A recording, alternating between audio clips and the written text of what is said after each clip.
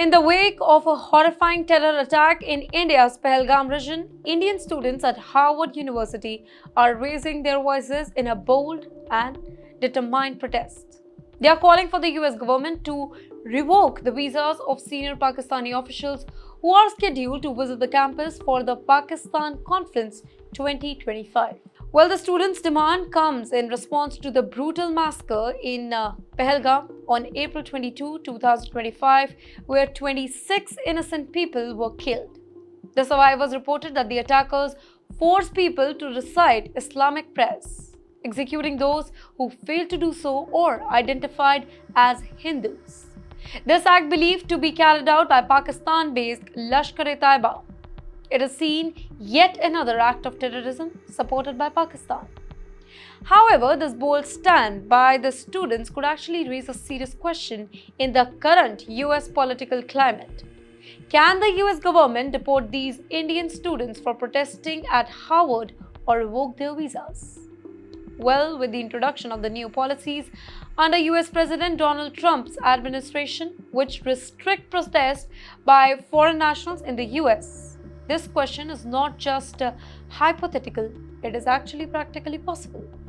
The policies surrounding foreign nationals' ability to protest or engage in any political activities that does not align with US policies have become stricter.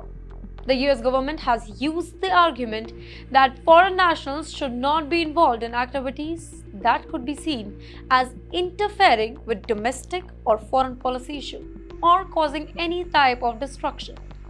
These new policies have made it very clear that foreign students participating in protests, specifically those with political implications, may face scrutiny.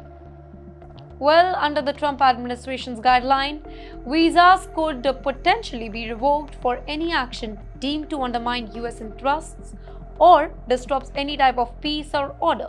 Now, the students at Harvard University advocating for the US government to revoke the visas of Pakistani officials could find themselves in violation of these rules.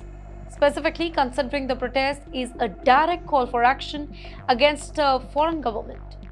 Given that policies were specifically designed to limit foreign interference, protesting in this kind of way could potentially lead to a visa revocation or deportation, even for those who are exercising their right to express outrage over an act of terrorism.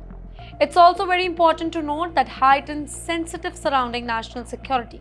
Protests related to international terrorism, particularly when they involve foreign nationals criticizing other nations' officials, may be viewed as a form of political activism that the US government may not support.